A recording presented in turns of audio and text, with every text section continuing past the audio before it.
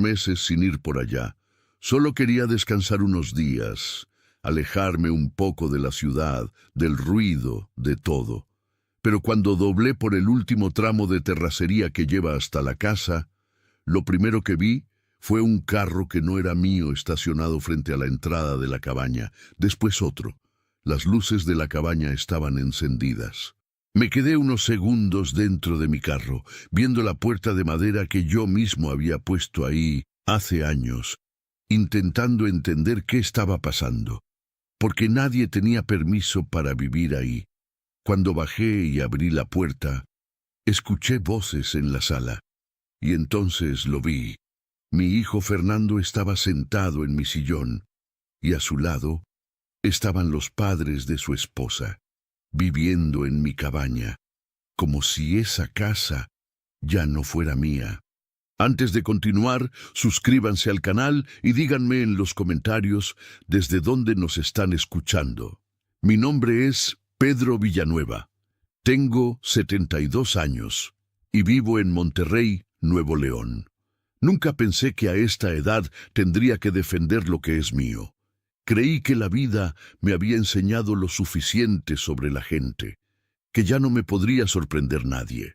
Pero hay una clase de traición que uno no espera, no de un extraño, no de un vecino, no de alguien que apenas conoces, sino de la sangre propia, de alguien a quien le diste todo lo que tenías. La cabaña la compré hace 22 años, cuando mi esposa Rosa todavía estaba viva. No era grande ni lujosa.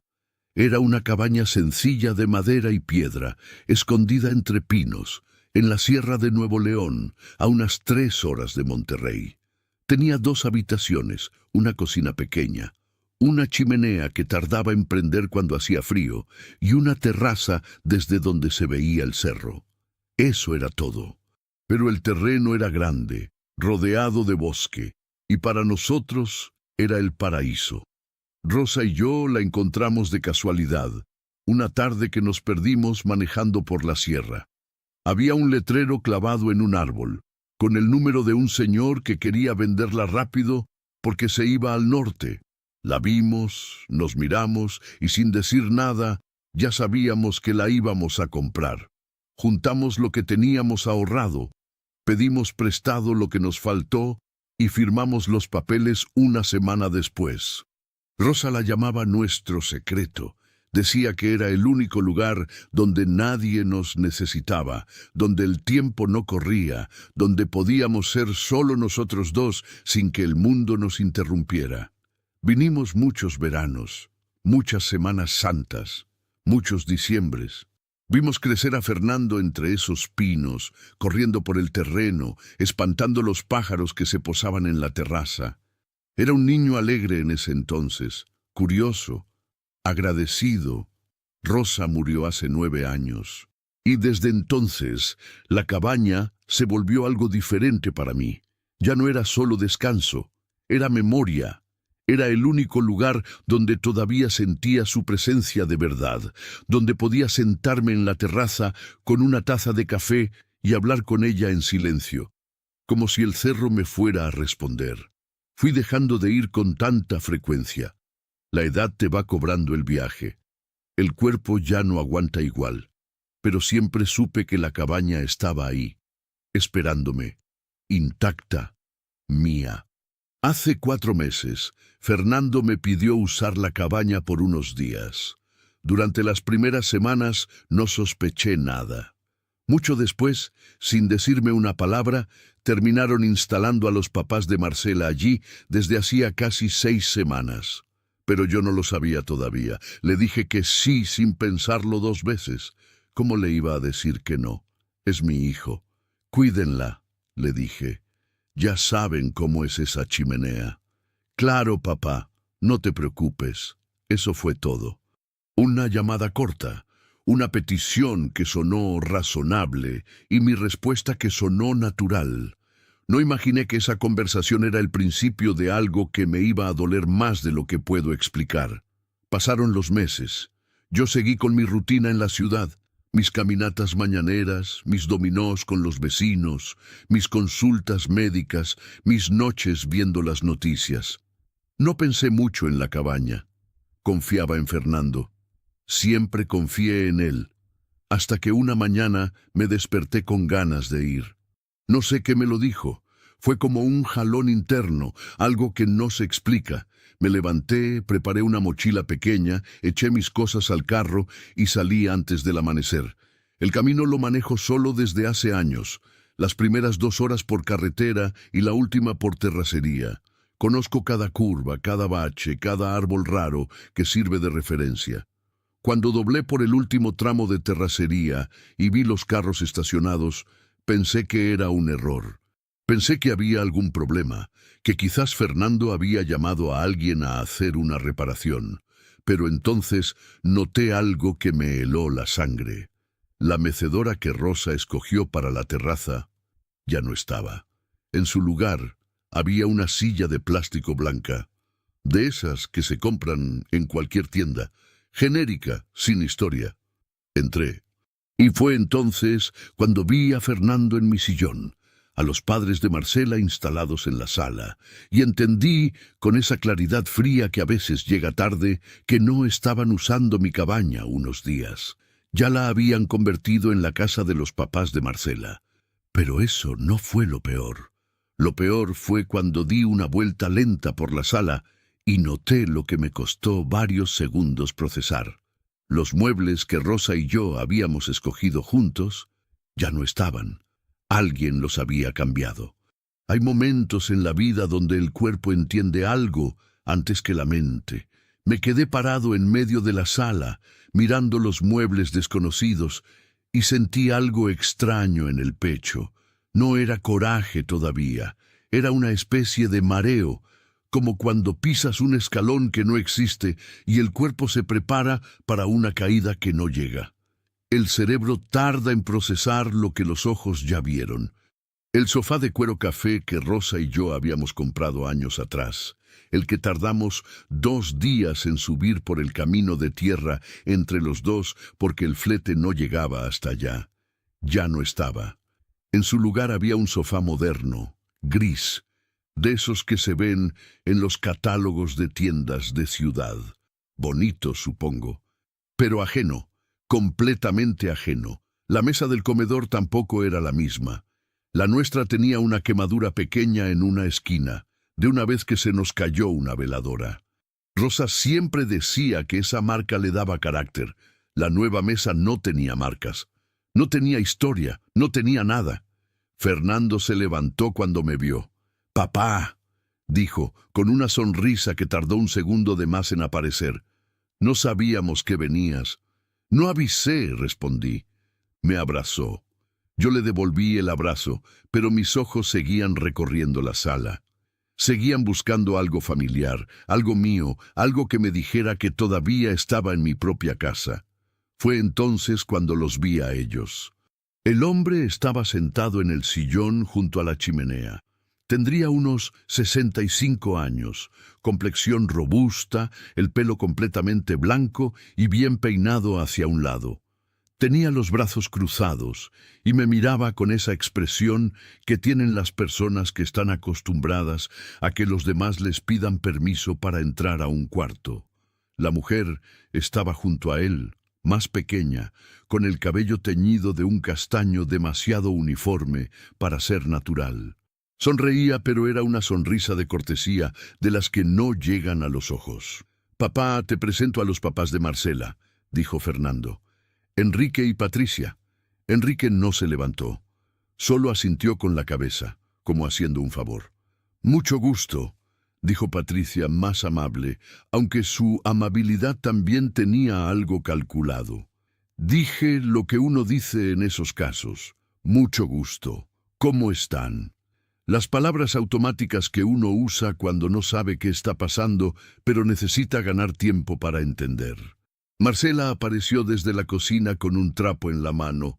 Mi nuera, Una mujer de unos 40 años, delgada, siempre bien arreglada, con esa energía de quienes nunca están completamente quietos. Antes de sonreír, se le endureció la cara por un segundo. No era alegría, era el gesto de alguien a quien acababan de sorprender antes de tiempo.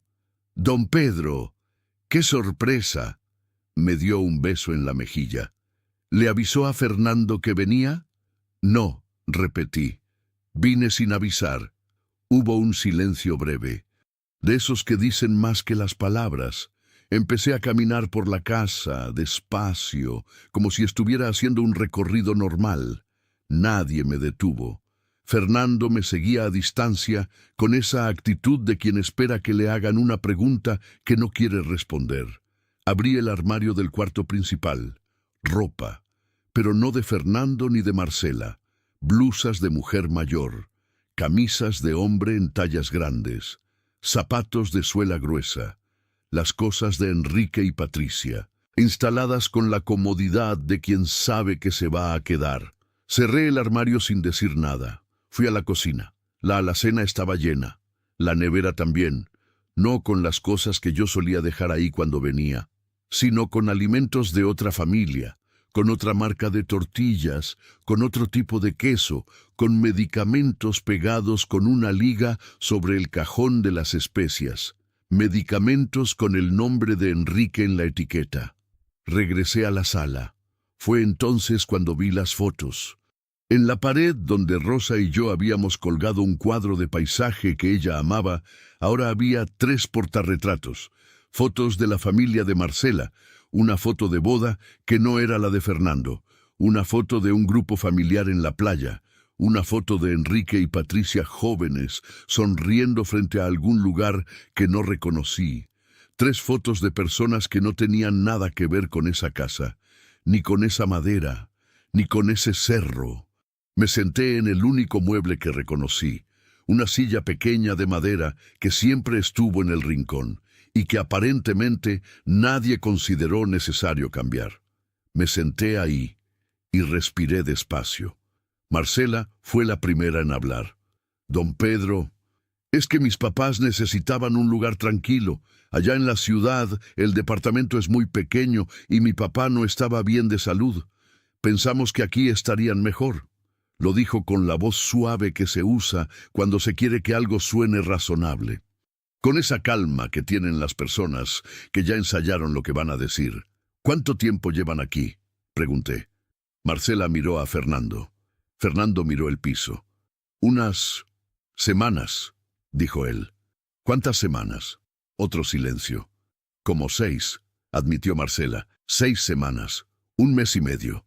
Mientras yo estaba en Monterrey, creyendo que mi cabaña estaba vacía, esperándome, intacta, los padres de mi nuera llevaban 1 mes y medio durmiendo en mi cama, guardando su ropa en mi armario, cocinando en mi cocina, mirando mis cerros desde mi terraza. Respiré. No dije nada todavía.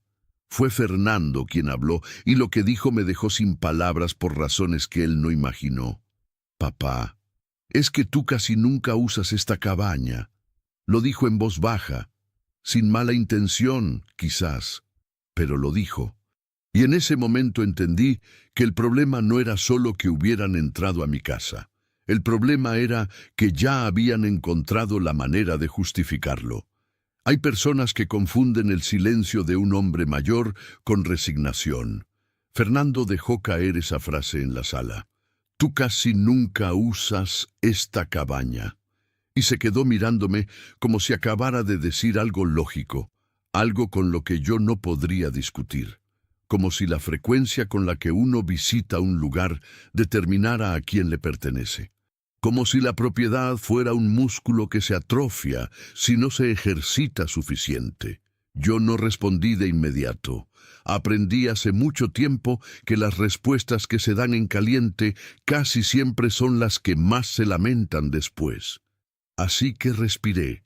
Miré a mi hijo a los ojos un momento y luego desvié la vista hacia la ventana. Afuera, los pinos seguían igual, quietos, antiguos, indiferentes a todo lo que los humanos hacemos dentro de las casas. «Tienes razón», dije al fin. No vengo seguido. Fernando pareció relajarse. Vi cómo los hombros se le bajaron un poco, como si hubiera estado esperando una pelea y le avisaran que no habría ninguna. Fue un error de su parte relajarse tan pronto. Me levanté de la silla y caminé hacia la cocina. Pedí un vaso de agua, que Patricia me sirvió con una sonrisa que esta vez sí llegó a los ojos. Tomé el agua despacio, apoyado en la barra, y desde ahí escuché cómo la conversación en la sala volvía a la normalidad, como si mi presencia ya hubiera sido procesada y archivada como algo sin consecuencias. Fernando intentó explicarme todo con esa lógica ordenada que aprendió en la oficina. Papá, es temporal. Los papás de Marcela estaban en una situación difícil y nosotros queríamos ayudarlos. Tú mismo siempre dices que la familia es lo primero, ¿verdad? La familia, repetí. Sí, exacto. Y en cuanto encuentren algo más estable se van. Esto es solo mientras, solo mientras. Esa expresión, la conozco bien, es la misma que usa la gente cuando entra a un lugar sin intención de salir pronto. Enrique, que hasta ese momento había permanecido en silencio con los brazos cruzados, decidió incorporarse a la conversación.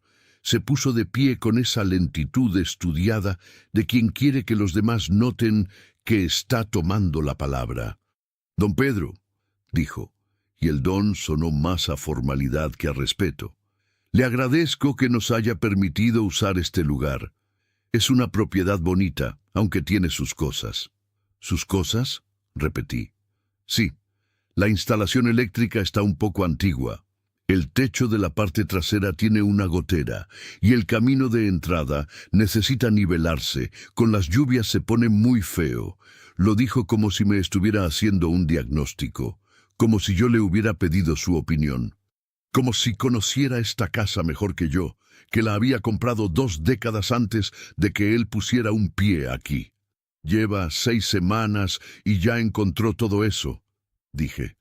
«Uno se da cuenta de las cosas cuando vive en un lugar», respondió, y en su voz había algo que me molestó profundamente. Una comodidad, una apropiación, como si vivir en un lugar fuera algo que él ya diera por sentado. Patricia intervino para suavizar. «Lo dice porque le gusta cuidar las cosas, don Pedro. Enrique es muy detallista. De hecho, ya estuvo viendo con un conocido lo de la gotera para no molestarlos a ustedes con eso». «Nadie le pidió que hiciera eso», dije. Hubo un silencio incómodo. Marcela habló desde el sillón donde ahora estaba sentada. «Don Pedro, es que queremos que la propiedad esté bien conservada. Es lo menos que podemos hacer. Esa palabra, propiedad, en boca de ella sonó extraña, técnica, como si la hubiera pensado antes de decirla. Fernando me puso una mano en el hombro. «Papá, ¿por qué no te quedas unos días? Hay cuarto para todos. Descansas, convivimos». Lo miré. Mi hijo, 44 años. El mismo niño que lloraba cuando se le perdía un juguete, que me pedía que le leyera antes de dormir, que me abrazaba con los 2 brazos cuando llegaba del trabajo. Ahora estaba frente a mí, en mi casa, explicándome con paciencia que había cuarto para todos.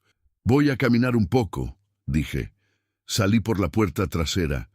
El aire de la sierra me golpeó la cara, limpio y frío, y por un momento cerré los ojos y solo respiré.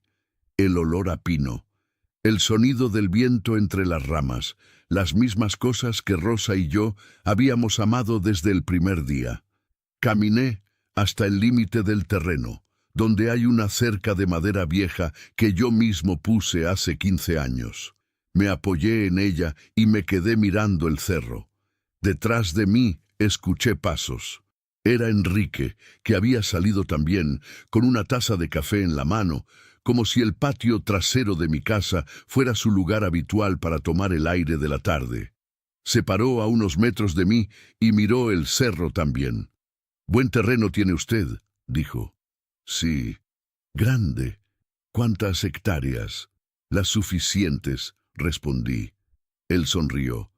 La sonrisa de quien sabe más de lo que dice. Es que tengo un conocido que hace ampliaciones. Construyó una casa muy bonita por acá cerca. Si algún día se quisiera ampliar esto, yo lo podría contactar. Lo miré de reojo. ¿Ampliar para qué? Para lo que se ofrezca, dijo, encogiéndose de hombros. Esto podría ser mucho más de lo que es. Una propiedad de este tamaño, bien desarrollada. No terminó la frase. No necesitó hacerlo. Yo me quedé callado, mirando el cerro, escuchando el viento. Unos minutos después escuché sus pasos alejándose hacia la puerta trasera. Volvió adentro sin decir nada más. Y entonces, porque la ventana de la cocina estaba abierta y el viento traía las palabras con claridad, escuché su voz hablando con Patricia. No estaba hablando de la gotera, no estaba hablando de la ampliación, estaba diciendo algo que heló cada hueso de mi cuerpo. Para cuando la casa pase oficialmente a Fernando, ya tenemos todo pensado. Me quedé inmóvil. El viento siguió soplando entre los pinos. Y yo entendí, con una claridad que dolía, que esto no había sido una decisión de Fernando. Esto había sido un plan. Hay verdades que uno no quiere encontrar, pero que una vez encontradas ya no se pueden ignorar. Me quedé parado junto a la cerca, con el frío de la sierra entrando por el cuello de la camisa, procesando lo que acababa de escuchar. Para cuando la casa pase oficialmente a Fernando. No lo había dicho como una posibilidad lejana. Lo había dicho como quien habla de algo ya acordado, ya conversado, ya decidido entre personas que no incluían al dueño de la propiedad. Respiré hondo. No entré de inmediato. Me quedé afuera otros 10 minutos, caminando despacio por el terreno, pisando la misma tierra que Rosa y yo habíamos pisado juntos tantas veces. Necesitaba ordenar los pensamientos antes de volver a esa sala, porque sabía que si entraba con lo que sentía en ese momento, iba a decir cosas que no se pueden deshacer. Cuando volví adentro, Enrique ya estaba sentado de nuevo en su sillón. Patricia bordaba algo en el sofá gris. Fernando estaba en la cocina. Marcela me miró cuando entré, y en su mirada había algo que antes no había notado. No era incomodidad, era vigilancia. Estaba observando mis reacciones, calibrando cuánto sabía yo, cuánto había escuchado. Me senté, pedí otra taza de café, y durante la siguiente hora fui haciendo algo que aprendí de un hombre viejo que conocí hace muchos años en el trabajo. Escuchar más de lo que hablas y preguntar solo lo necesario para que los demás sigan hablando solos. Le pregunté a Fernando por su trabajo. Respondió. Le pregunté a Marcela por sus sobrinos. Respondió. Le pregunté a Patricia cuánto tiempo llevaban viviendo en la ciudad. Respondió. Y entre respuesta y respuesta, entre tema y tema, fui armando el rompecabezas. Llevaban en la cabaña casi 6 semanas. Enrique y Patricia habían llegado primero con la excusa de que necesitaban aire fresco por un problema de salud de Enrique, que resultó ser una presión alta que cualquier médico podría tratar en la ciudad. Fernando y Marcela venían los fines de semana. Entre semana, los suegros estaban solos aquí, en mi casa, disponiendo de mis cosas con la tranquilidad de quien sabe que nadie va a aparecer de sorpresa. Los muebles los había cambiado Marcela. Lo admitió casi sin darse cuenta cuando yo pregunté casualmente por la mesa del comedor. Es que la otra estaba muy maltratada, don Pedro. Esta quedó más bonita, ¿verdad? No le respondí eso. Le pregunté qué habían hecho con la mesa original. Hubo un silencio. La sacamos hace unas semanas, dijo al fin. Pensamos que ya no servía. Después se la dieron a una familia que la necesitaba más. Donaron mi mesa. La mesa con la quemadura de veladora. La mesa donde Rosa y yo habíamos desayunado cientos de veces. La sacaron porque pensaron que ya no servía. Seguí bebiendo mi café. Esa noche, después de cenar, Fernando me propuso dar una vuelta por el terreno, los dos solos. Acepté. Sabía que quería hablar. que llevaba horas buscando el momento. Caminamos hasta el límite norte del terreno, donde los pinos son más altos y la oscuridad más completa. Fernando traía una linterna pequeña. Yo conocía el camino de memoria. «Papá», empezó, «sé que esto te agarró de sorpresa». «Sí, debí haberlo hablado contigo antes». «Lo sé». «Sí», repetí. Pero es que la situación con los papás de Marcela se complicó rápido. El departamento donde vivían tenía problemas con el dueño, los querían sacar, y no teníamos a dónde mandarlos.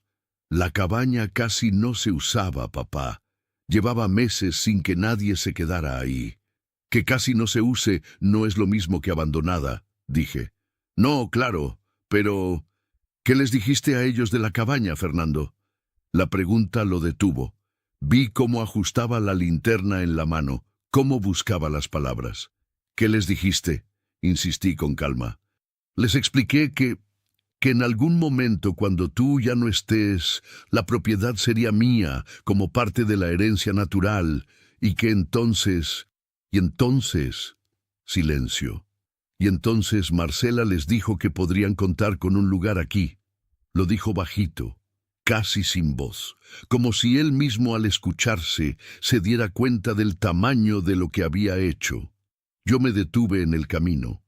Mi hijo le había dicho a los padres de su esposa que esta cabaña era una herencia garantizada, que ya podían contar con ella, que era cuestión de tiempo. Y con esa promesa que hizo sin consultarme, sin pedirme nada, sin siquiera mencionármelo, les abrió las puertas de mi casa. Les cedió mi espacio, mis muebles, mis cerros, mis recuerdos de Rosa, como si todo eso fuera suyo para repartir. La traición tiene muchas formas. A veces llega con gritos y portazos. A veces llega en silencio, despacio, con buenas intenciones que nadie se molestó en consultarte. Esta había llegado así, silenciosa, con la llave que yo mismo le había entregado. Fernando intentó continuar. «Papá, no quise faltarte el respeto, solo quería resolver un problema». «Lo sé», lo interrumpí. «¿Estás enojado?». Pensé en la respuesta. La pensé de verdad, no como cortesía, sino como ejercicio honesto. ¿Estaba enojado? Sí. ¿Estaba herido? Más de lo que iba a admitir esa noche. Quería gritar, reclamar, sacarlos a todos de mi casa ahí mismo. Parte de mí, sí. Pero había algo que Rosa siempre me decía cuando yo reaccionaba en caliente. «Pedro, el que actúa enojado le regala el control al que lo enojó». Me acordé de eso, me acordé de Rosa, y tomé una decisión. «No», respondí, «no estoy enojado». Fernando me miró, confundido. Yo lo miré de frente, y con la voz más tranquila que pude reunir en ese momento, dije las palabras que él menos esperaba escuchar. «Está bien, Fernando, que se queden». Mi hijo parpadeó. Repitió la frase en voz baja, como verificando que había escuchado bien. «¿Que se queden?» «Que se queden», confirmé. «Ya hablaremos después». Volví hacia la cabaña sin esperar su respuesta. Y mientras caminaba entre los pinos, con el frío de la noche en la cara y el sonido del viento en los árboles, ya sabía exactamente lo que iba a hacer. Un hombre que deja de discutir no siempre es un hombre que se rindió. A veces es un hombre que ya tomó su decisión. Esa noche dormí en el cuarto pequeño, el que antes usábamos como cuarto de visitas, en una cama estrecha con un colchón que no era el mío y una cobija que olía a suavizante desconocido. No dormí bien. No era por incomodidad física, sino porque la mente no descansa cuando está procesando algo grande. Me quedé mirando el techo de madera oscura, ese techo que yo mismo había barnizado hace 12 años, y pensé durante horas. Pensé en Rosa, en cómo reaccionaría ella si pudiera ver esto. No con rabia, probablemente.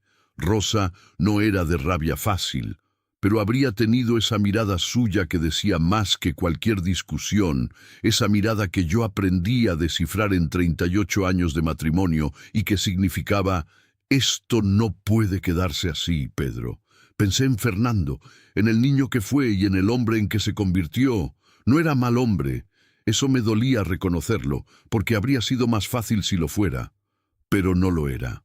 Era un hombre débil en ciertos aspectos, un hombre que amaba a su esposa más de lo que le alcanzaba la columna vertebral, un hombre que resolvía los problemas del presente sin pensar en lo que esos problemas le costarían al futuro. Y pensé en Enrique, en su manera de pararse en el patio de mi casa con la taza de café, en su tono cuando habló de ampliar el terreno, en esa frase que el viento me trajo desde la ventana de la cocina, para cuando la casa pase oficialmente a Fernando.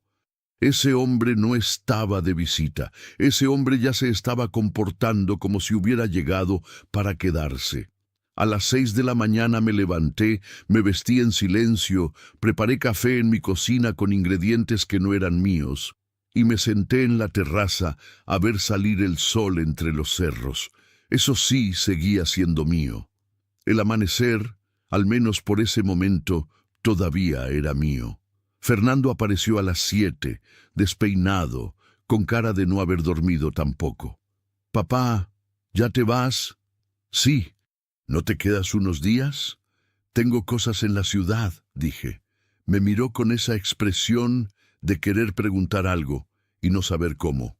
Yo terminé el café, lavé mi taza, la puse en el escurridor y agarré mi mochila. «¿Todo está bien entre nosotros?», preguntó. «Todo está bien», respondí, y lo dije con una calma que era completamente real, porque para ese momento yo ya no estaba peleando con él internamente. Ya había pasado a otra cosa, a algo más concreto, a algo más útil que el coraje. Me despedí de todos. Enrique me dio la mano desde el sillón sin levantarse. Patricia me dijo que volviera pronto. Marcela me sonrió con esa sonrisa calculada que ya había aprendido a leer. Fernando me acompañó hasta el carro. «Papá, de verdad, no quería que te sintieras». «Fernando», lo interrumpí poniéndole una mano en el hombro. «Todo está bien. Cuídate». Subí al carro. Arranqué.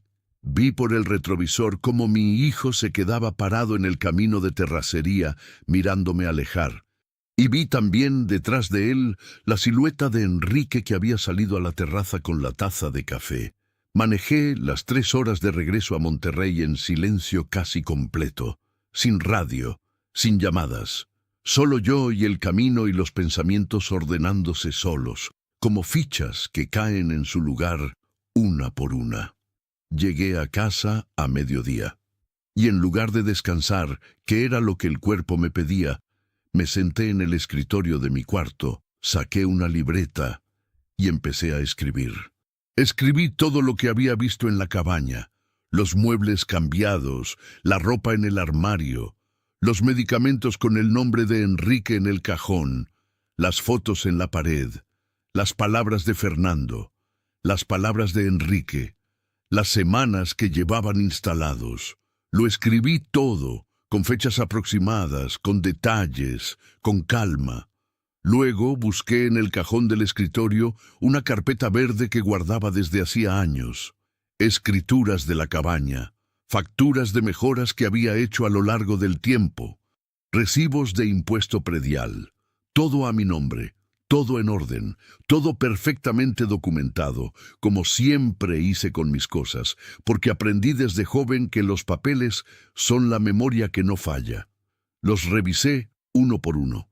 Después llamé a mi vecino Gustavo, un hombre de mi edad que había trabajado toda la vida en una notaría y que conocía estas cosas mejor que nadie. «Gustavo, necesito hablar contigo de algo». «Dime, Pedro, ¿qué pasó?» «Nada todavía», respondí. «Pero no quiero que esto se me salga de las manos». No le expliqué todo por teléfono. Le pedí que nos viéramos al día siguiente. Aceptó sin hacer más preguntas, porque los amigos viejos saben cuándo no hay que preguntar. Los días siguientes fueron extraños. Fernando me llamó 2 veces.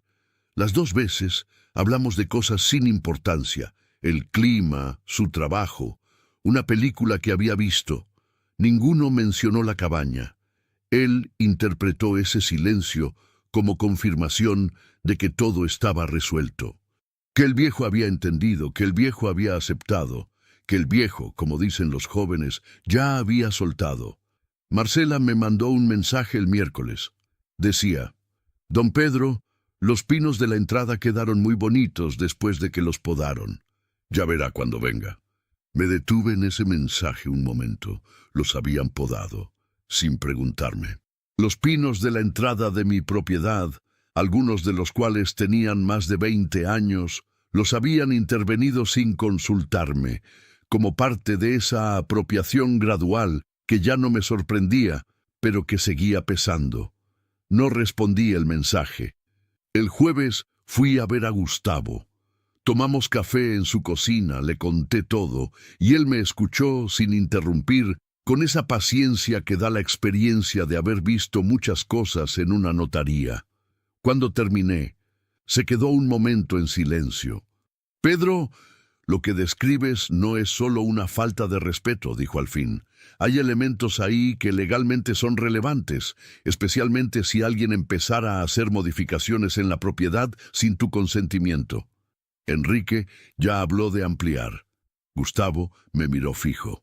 «Entonces, no pierdas tiempo», dijo. «Esto tiene solución, pero hay que moverse». Esa tarde, cuando llegué a casa, hice la llamada que había estado pensando desde aquella noche en la cabaña, mirando el techo de madera. Llamé al licenciado Herrera, un abogado que conocía desde hacía 12 años, especialista en bienes raíces y derecho patrimonial. Un hombre discreto, eficiente, y que nunca prometía lo que no podía cumplir. «Licenciado», dije cuando contestó, «necesito una reunión lo antes posible. Es sobre una propiedad mía y quiero explorar todas las opciones que tengo disponibles». Hubo una pausa breve. «¿Mañana a las 10 le queda bien, don Pedro?» «Perfecto», respondí. Colgué. Me quedé sentado en el sillón de mi sala, en silencio, con la libreta verde sobre las piernas y la carpeta de escrituras en la mesa de centro. Y por primera vez desde que había vuelto de la cabaña, sentí algo parecido a la calma. No la calma de quien acepta una injusticia, sino la calma de quien ya sabe lo que viene. Hay decisiones que se toman con el corazón y hay decisiones que se toman con la cabeza. Las mejores, en mi experiencia, son las que combinan las dos cosas. El licenciado Herrera tenía su oficina en el 4º piso de un edificio discreto en el centro de Monterrey, sin letreros llamativos, sin recepcionista joven con sonrisa ensayada. Solo una sala de espera con sillas de cuero oscuro, una planta en el rincón y el sonido amortiguado de la calle abajo. Me gustaba eso de él, la discreción. Los abogados que presumen demasiado generalmente tienen poco que presumir. Me recibió puntual, como siempre. El licenciado Herrera era un hombre de unos 55 años, delgado, con lentes de armazón delgada y la costumbre de escuchar con las manos entrelazadas sobre el escritorio. No interrumpía, no hacía gestos de sorpresa, solo escuchaba y procesaba, y cuando hablaba, cada palabra tenía un peso específico. Le conté todo, desde la llamada de Fernando 4 meses atrás, hasta la frase que escuché por la ventana de la cocina. Le llevé la carpeta verde con las escrituras, los recibos del predial, las facturas de mejoras. Él los revisó en silencio, con calma profesional, pasando las hojas con cuidado. Cuando terminé de hablar, el licenciado acomodó los papeles en un montón ordenado y se recargó en su silla. «Don Pedro, la buena noticia es que su situación legal es completamente clara. La propiedad es suya, está a su nombre. Los impuestos están al corriente, no hay ningún instrumento jurídico que le otorgue derechos sobre ella a ningún tercero. ¿Y la mala noticia? Que si usted no actúa pronto, alguien podría intentar complicarle la posesión y generar un problema legal innecesario. Si los ocupantes hacen modificaciones, pagan servicios o empiezan a dejar huella documental de una estancia prolongada. Después pueden alegar gastos, intentar discutir la posesión o volver más enredada la recuperación del inmueble. No significa que tengan derecho sobre la propiedad, pero sí que podrían convertir esto en un conflicto más largo y más costoso. ¿Qué me recomienda? El licenciado se quitó los lentes, los limpió con un trapo pequeño y volvió a ponérselos. Primero, necesito que me autorice a hacer una valoración actualizada de la propiedad. No hemos hablado de números todavía, y antes de explorar opciones, necesito saber con qué estamos trabajando. Llamó a alguien por teléfono, habló en voz baja, colgó. Puedo tener el avalúo en menos de una semana. Conozco a un valuador de confianza que trabaja en esa zona de la sierra, ya lo he usado antes. Menos de una semana después, el licenciado me llamó. Don Pedro, ¿puede venir hoy mismo a la oficina? Algo en su tono me dijo que las noticias eran importantes. Llegué a las 4 de la tarde. El licenciado tenía sobre el escritorio un documento de varias páginas y una expresión que no era exactamente sorpresa, pero sí era de alguien que tiene algo significativo que decir. Siéntese, don Pedro. Me senté. El avalúo está listo, y hay algo que usted necesita saber. Puso el documento frente a mí. Lo miré. Busqué el número final, el que resume todo, y me quedé en silencio. El terreno de la cabaña, con la superficie total registrada en las escrituras, incluyendo la zona boscosa que llegaba hasta la ladera del cerro y que yo nunca había considerado parte activa de la propiedad, había sido recalificado por el municipio hacía 16 meses como zona de desarrollo turístico sustentable. La notificación se había publicado en la Gaceta Municipal, me explicó el licenciado, pero nunca llegó a mis manos. Probablemente porque la dirección registrada era la de la propia cabaña, y yo llevaba meses sin ir. Eso, en términos prácticos, significaba una sola cosa. El valor del terreno se había multiplicado. Lo que yo creía que valía alrededor de 1.200.000 pesos como cabaña de descanso, ahora estaba avaluado en 4.800.000 pesos por el valor del terreno y la nueva clasificación de la zona. Una propiedad que yo había comprado hace 22 años, por lo que entonces parecía una fortuna modesta y que ahora, por la nueva clasificación del terreno, se había vuelto mucho más valiosa de lo que jamás imaginé. Habíamos pagado entre ahorros y préstamos. Rosa y yo la habíamos convertido en nuestro refugio, y ahora era un activo de valor considerable en un mercado que estaba creciendo rápidamente. Enrique lo sabía. De eso estaba seguro en ese momento, con el documento en las manos y el silencio de la oficina alrededor. Enrique lo sabía. Por eso hablaba de ampliar. Por eso mencionaba a su conocido constructor. Por eso decía para cuando la casa pase oficialmente a Fernando con esa tranquilidad de quien ya calculó cuánto vale lo que está esperando. No era solo un suegro buscando un lugar tranquilo para su presión alta. Era un hombre que había identificado una oportunidad y había mandado a su hija a asegurarse de que esa oportunidad no se escapara. ¿Qué opciones tengo, licenciado?, pregunté con la voz más tranquila que pude sostener. El licenciado juntó las manos sobre el escritorio. Varias. Puede notificarles formalmente que deben desocupar con un plazo establecido. Puede iniciar un proceso de recuperación de la posesión si se niegan. O se detuvo. O, repetí, o puede vender. Lo dijo sin adorno, sin dramatismo, como la opción que era directa, limpia, definitiva. Si usted vende la propiedad, don Pedro, elimina cualquier posibilidad futura de que alguien intente complicar la situación. Recupera un capital importante y cierra ese capítulo de la manera más clara posible. Me quedé mirando el documento. 4.800.000 pesos. Pensé en Rosa. Pensé en si ella querría que yo me aferrara a la cabaña, con todo lo que ahora representaba ahí dentro, o si ella preferiría que yo usara ese dinero para vivir mis años que me quedan con dignidad, con libertad, sin pleitos, sin manipulaciones, sin tener que estar defendiendo cada rincón de lo que es mío. La respuesta no tardó. La conocía de memoria. Rosa siempre decía: los lugares son lugares, Pedro. Lo que vivimos ahí no se queda en las paredes, se queda en nosotros. ¿Tiene usted algún comprador interesado?, pregunté. El licenciado levantó una ceja. Hay un desarrollador que lleva meses buscando terrenos en esa zona recalificada. Si me da autorización, puedo contactarlo esta semana. Contáctelo, dije. Esa noche llegué a casa. Me preparé una cena sencilla y me senté a comer en silencio, sin televisión, sin radio, solo el sonido de los cubiertos y el pensamiento ordenándose. Fernando me llamó a las 9. «Papá, ¿cómo estás?» «Bien, hijo. ¿Y tú?» «Bien, bien. Oye, los papás de Marcela dicen que sería mejor que avisaras con tiempo cuando vayas a ir a la cabaña para que el dueño avise antes de llegar a su propia propiedad». «Claro», dije. «Les aviso con tiempo». Colgué. Y por primera vez en mucho tiempo sonreí.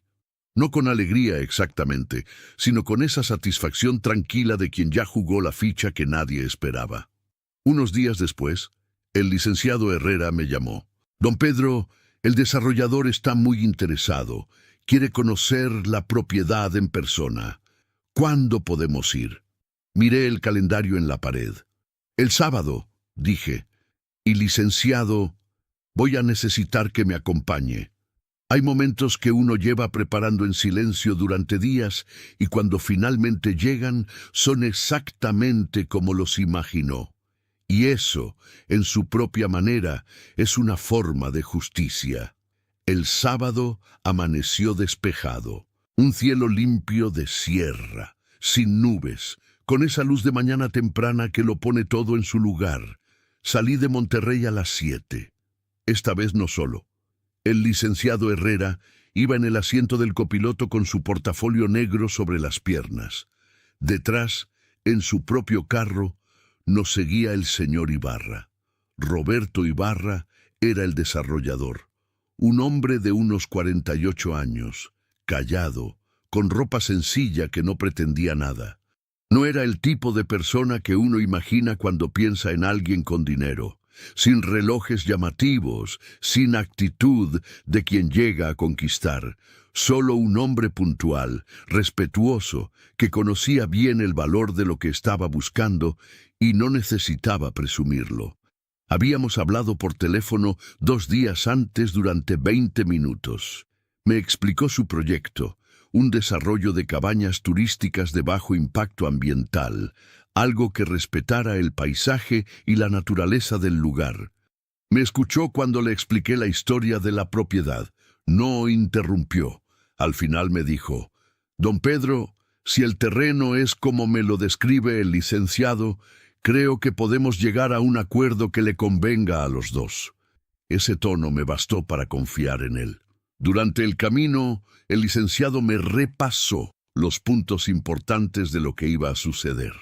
El señor Ibarra haría una revisión visual de la propiedad, confirmaría las medidas con su topógrafo, que llegaría en días posteriores, y si todo cuadraba con el avalúo, podríamos firmar una promesa de compraventa esa misma semana. La escritura definitiva ante notario llevaría algunas semanas más, pero el proceso estaba claro. «¿Saben que vamos?», me preguntó el licenciado. «Fernando sabe que voy», respondí. «No sabe con quién». El licenciado asintió sin hacer más comentarios. Cuando doblamos por el último tramo de terracería y los carros de Enrique y Fernando aparecieron estacionados frente a la entrada de la cabaña, sentí algo extraño en el pecho. No era nerviosismo, era algo más parecido a la gravedad, al peso de lo que estaba a punto de cambiar para siempre. Bajé del carro. El licenciado bajó con su portafolio. El señor Ibarra bajó del suyo, se puso una gorra y empezó a mirar el terreno con esa atención silenciosa de quien sabe lo que está viendo. La puerta de la cabaña se abrió antes de que llegáramos. Fernando salió primero, me vio, luego vio al licenciado, luego vio al señor Ibarra caminando despacio por el perímetro del terreno con los ojos puestos en los cerros, y la expresión de mi hijo cambió en tiempo real, como una fotografía que se revela frente a uno. «Papá, ¿quiénes son? Acompáñame», le dije. Entramos. Enrique estaba en la sala, leyendo un periódico. Patricia bordaba en el sofá gris. Marcela estaba en la cocina. Todos nos miraron con esa tensión inmediata que produce la presencia de gente desconocida en un espacio que uno cree propio. Me quedé de pie en medio de la sala. «Voy a presentarles a dos personas», dije, con calma, con la voz pareja. «Él es el licenciado Herrera, mi abogado, y el señor que está afuera revisando el terreno es el señor Roberto Ibarra». «¿Quién es el señor Ibarra?», preguntó Marcela, saliendo de la cocina con un trapo en las manos. Igual que la primera vez. Como si el trapo fuera un accesorio permanente. «Es la persona con la que estoy negociando la venta», respondí. «¿Qué venta?» «La de la cabaña», dije. «Ya firmé un acuerdo de compraventa, sujeto a la entrega del inmueble desocupado». Fernando dio un paso hacia mí. «Papá, ¿de qué estás hablando?» «De lo que escuchaste, hijo. La propiedad está en proceso de transferencia. El licenciado tiene los documentos. Todo está en orden». Enrique dejó el periódico sobre la mesa de centro. Lo vi levantarse despacio, con esa actitud de hombre acostumbrado a controlar las situaciones, y me miró con una expresión que mezclaba incredulidad y algo más oscuro. «Un momento», dijo, en ese tono autoritario que usaba para todo. «Esto no puede hacerse así, sin avisar, sin consultar». «No necesito consultarle nada, don Enrique», lo interrumpí con una calma que sorprendió hasta al licenciado. «Esta propiedad es mía. Está a mi nombre. Y como propietario tengo todo el derecho de disponer de ella como decida conveniente». «¡Fernando!». Enrique se giró hacia mi hijo. «¡Di algo!». Fernando me miraba con los ojos muy abiertos. Buscaba en mi cara algo que le dijera que esto era un malentendido, una broma, una exageración. Pero lo que encontró fue lo que siempre fui. Un hombre que cuando dice algo, lo dice porque ya lo decidió. «Papá», dijo con la voz quebrada, «¿por qué no hablamos primero? ¿Por qué no me dijiste nada? ¿Cuándo me consultaste tú a mí, Fernando?». La pregunta aterrizó en la sala como piedra en agua quieta. Él no respondió. No podía. Marcela sí intentó responder. Intentó argumentar, construir una defensa, encontrar el ángulo que le diera alguna ventaja. Habló de lo que habían invertido en los muebles, del tiempo que sus padres llevaban acomodados, de lo difícil que sería para ellos buscar otro lugar ahora. El licenciado Herrera, que llevaba todo ese tiempo en silencio junto a mí, puso sobre la mesa de centro un sobre cerrado. «Esto es un requerimiento formal de entrega y desocupación del inmueble. Don Pedro les concede 30 días naturales para entregar la propiedad de manera voluntaria. Ustedes no cuentan con escritura, contrato ni documento alguno que les otorgue derecho sobre este inmueble. El plazo empieza a correr a partir de hoy». Patricia, que no había dicho nada desde que entramos, se puso de pie con los ojos brillantes. «¡30 días! ¿A dónde vamos a ir en 30 días? ¿Cómo puede hacernos esto?». La miré con serenidad. «Señora Patricia, con todo respeto, usted nunca tuvo autorización mía para estar aquí. Ni un día. Fue la primera vez en toda esa mañana que le dije directamente a uno de ellos lo que era verdad». Patricia se sentó de nuevo. Enrique la tomó del brazo con rigidez. El señor Ibarra entró en ese momento desde la puerta trasera, con la gorra en la mano y una libreta pequeña, donde había estado anotando. «Don Pedro», El terreno coincide con la documentación que me mostró el licenciado. Si usted mantiene su decisión, podemos avanzar con la promesa de compraventa una vez que el inmueble quede listo para la entrega. Miró brevemente a las personas en la sala sin alterarse y volvió a guardar su libreta. Fernando se acercó a mí. Lo vi de cerca, a mi hijo con los ojos húmedos y la mandíbula tensa. Papá, por favor, podemos arreglarlo. Dame la oportunidad de arreglarlo. Esta cabaña es lo único que queda de mamá. Eso me dolió, lo admito. Dolió en un lugar profundo donde todavía vive Rosa, pero entonces recordé la mesa con la quemadura de veladora, la que sacaron porque pensaron que ya no servía, la que ellos mismos habían desaparecido sin preguntarme. Lo que quedaba de Rosa no estaba en los muebles, no estaba en las paredes, ya me lo había dicho ella misma hace mucho tiempo. Fernando, dije en voz baja solo para él, el día que me consultaste sobre esto yo te hubiera escuchado. El día que me dijiste la verdad yo te hubiera buscado una solución, pero no me diste esa oportunidad. Me giré hacia el licenciado. ¿Podemos ir afuera a revisar los últimos detalles? Cuando usted quiera, don Pedro. Salí de la cabaña. Detrás de mí quedaron 4 personas en silencio, rodeadas de muebles que no eran míos, bajo un techo que pronto tampoco lo sería. Y afuera, los pinos que alguien había podado sin permiso se mecían tranquilos con el viento, como si supieran que el terreno donde crecían estaba a punto de comenzar una historia diferente. Hay una clase de paz que solo llega después de que uno hace lo que tenía que hacer. No es alegría, no es triunfo. Es la paz de haber tomado una decisión difícil a tiempo, sin gritar, sin humillar a nadie y sin dejar que me siguieran pasando por encima. Revisé los últimos detalles del acuerdo con el señor Ibarra, sentado en la terraza de mi propia cabaña, con los cerros enfrente y el olor a pino en el aire. El licenciado Herrera tenía los documentos sobre la mesa de madera. Los revisamos punto por punto y cuando llegó el momento de confirmar el acuerdo, lo hice con la misma calma con la que había manejado todo desde aquella noche en que decidí no gritar. 4.800.000 pesos. Pagaderos en 2 partes. La primera al firmar la escritura definitiva ante notario. La segunda, a los 90 días. Una cantidad que no esperaba tener nunca y que ahora iba a cambiar mis años que me quedaban de una manera que todavía no terminaba de dimensionar. Mientras firmábamos, adentro de la cabaña había silencio. No el silencio tranquilo de la sierra, sino ese otro silencio, el de las personas que no saben qué decir porque la realidad les llegó antes que las palabras. Cuando terminamos, el señor Ibarra me estrechó la mano. Don Pedro, le prometo que vamos a cuidar este lugar. El proyecto que tenemos respeta los árboles, los cerros, todo. Va a ser algo que a usted le daría gusto ver. Lo miré, vi en sus ojos algo que me pareció honesto. Cuide los pinos, le dije. Los que quedan. Asintió. Lo dijo sin palabras, pero lo dijo.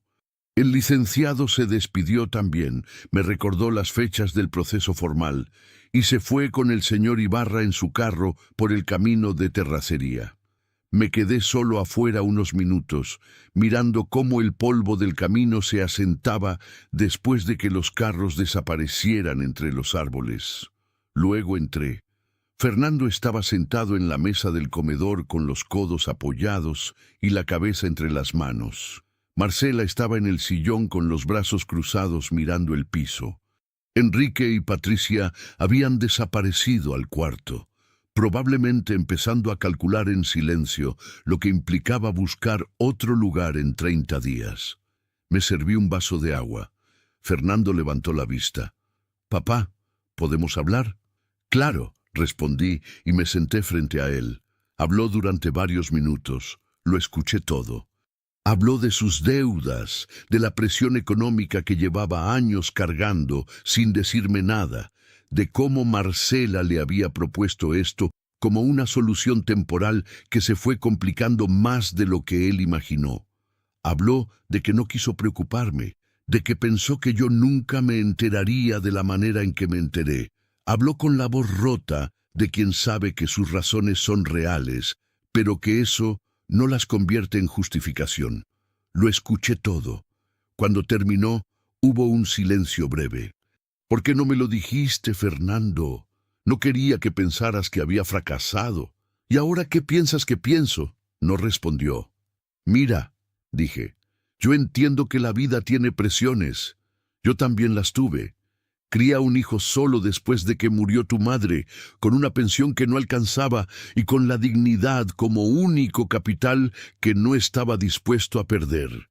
Y nunca, en ningún momento de dificultad, tomé lo que era de otro sin preguntar, ni lo que era de un extraño, y mucho menos lo que era de alguien que me quería». Fernando bajó la vista. Marcela intervino desde el sillón.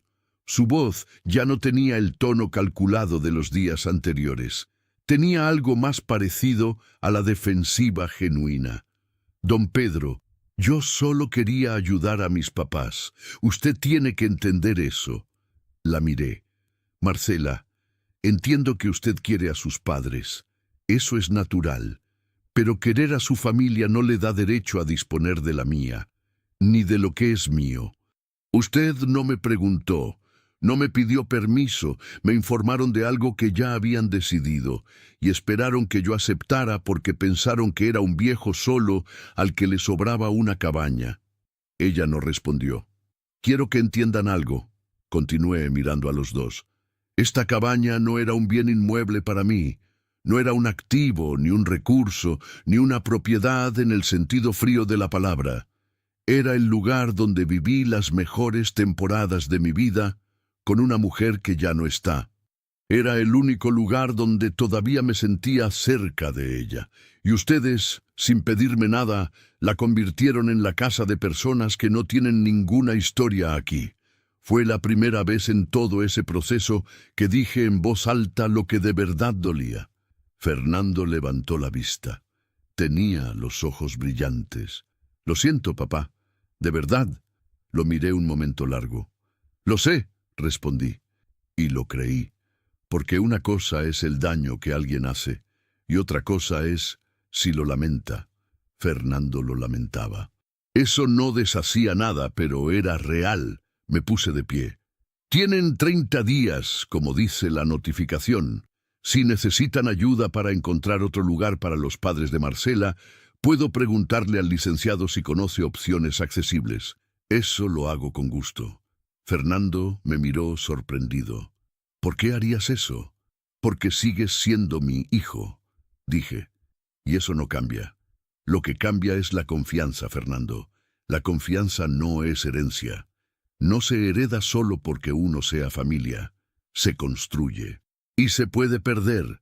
Recogí mi mochila del cuarto pequeño, la misma mochila con la que había llegado semanas antes sin saber lo que iba a encontrar. La cargué sobre el hombro y caminé hacia la puerta. Enrique salió del cuarto en ese momento. Me miró desde el pasillo con una expresión que ya no era autoridad ni comodidad. Era la expresión de un hombre al que le salió mal un cálculo que creía perfecto. No me dijo nada. Yo tampoco le dije nada. Salí. El sol de la tarde pegaba oblicuo entre los pinos, haciendo esa luz dorada que solo se ve en la sierra a ciertas horas. Me detuve un momento frente a mi carro y miré la cabaña por última vez. La puerta de madera que yo mismo había instalado años atrás. La terraza donde Rosa y yo habíamos tomado miles de cafés mirando el cerro. El tejado con la gotera que Enrique había querido reparar como si fuera suya la responsabilidad. Los pinos que alguien había podado sin permiso y que ahora se mecían igual que siempre, indiferentes a los dramas humanos que ocurrían a su sombra. Pensé que iba a sentir algo más grande en ese momento. Tristeza, quizás, o el filo de la pérdida. Pero lo que sentí fue otra cosa. Sentí que Rosa tenía razón, que los lugares son lugares, que lo que vivimos en ellos no se queda en las paredes, sino en nosotros. que ella seguía conmigo, no en esa madera, ni en ese tejado, ni en ese cerro, sino en exactamente el mismo lugar donde había estado desde que la perdí, en el centro de todo lo que yo era. Subí al carro, arranqué, y al salir por el camino de terracería por última vez, noté algo que me detuvo un segundo.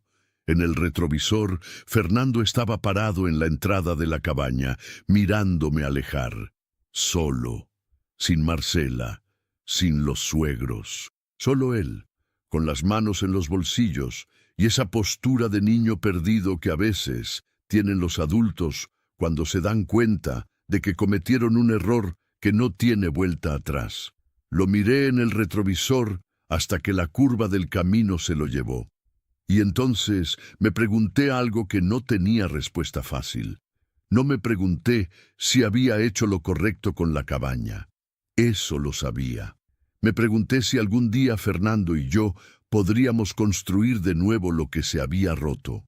Si la confianza que se pierde entre un padre y un hijo tiene algún camino de regreso, o si hay daños que la sangre no alcanza a reparar. No supe responderme.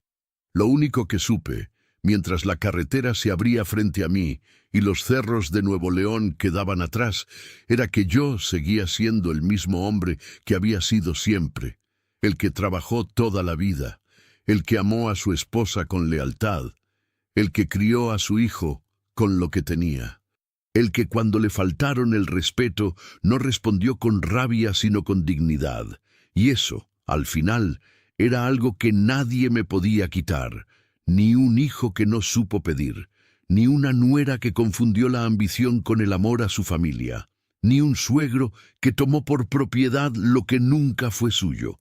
La única cosa que realmente perdí en todo ese proceso no era la cabaña, era la certeza de que mi hijo nunca me haría daño.